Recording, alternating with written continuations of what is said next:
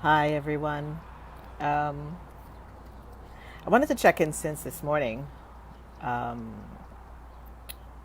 with my community in particular, and then with everybody else.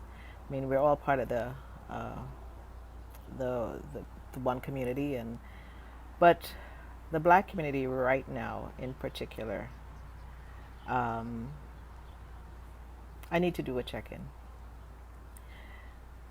And the question was, and I literally had to go through the day. I had to talk to my good friend Coco, and so I could stop crying. My inside is still crying, but the question is, am I breathing? Are you breathing today? Are you really breathing today? And I know I have not been able to get through half of what I had to do today, and wonder how you guys are doing, honestly. Um, we have in the last few days, and it's such a constant for our community. It's such a constant for the Black community in particular that sometimes can become numb to it, but you can't become numb to this one. It's so blatant. First, we dealt with um, Christian Cooper and the woman calling the cops on him, but George Floyd has take on, taken on a yet another traumatic blow to our community. And so I really wanted to check in with everybody to see how are you really doing.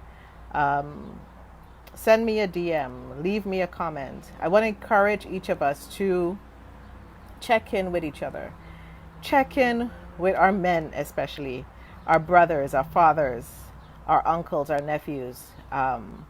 I know this is hitting them in a way that it will hit women differently.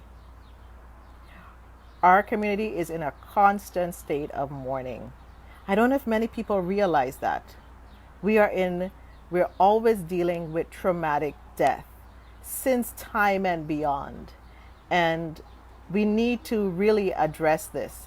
And I'm going to be finding a few people, and I already found a couple, that we're going to sit down and have a conversation because as we deal with racism, as we deal with prejudice, as we deal with all those things, how do we heal? Because we're leading while we're bleeding. And a lot of people don't realize that. And our body is going through stress, our minds are going through stress, our mental health is affected. And I mean, like, if you think about it for a minute, we are always holding our breath, and we don't even realize that we're always holding our breath. Are we really breathing normally? Have you checked to see the last time, as a Black man, as a Black woman, that you're really breathing? That in the morning you take a breath? Because when you wake up in the morning, let's have a real conversation here. When you wake up in the morning, and if you have a Black son, if you are a husband or a brother, you really wonder, are they going to come home alive? And it's a different type of stress that we have had to live with in the Black community.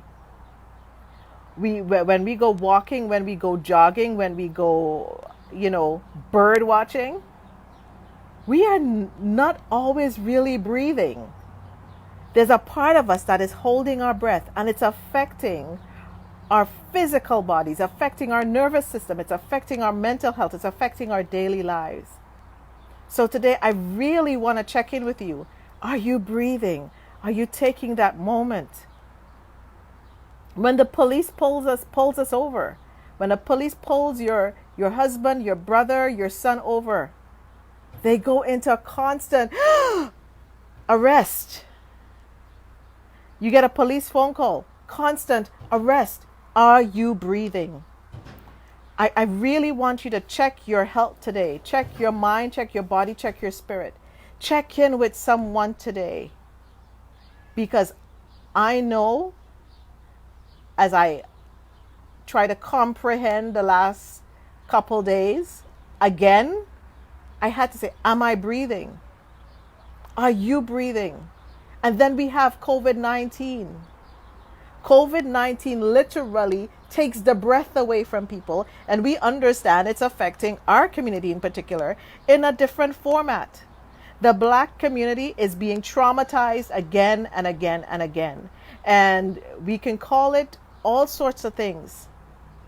And we could call a spade, but we have to heal. And I think one of the things we need to do as a community is start healing, start finding healthy ways to heal, start supporting each other.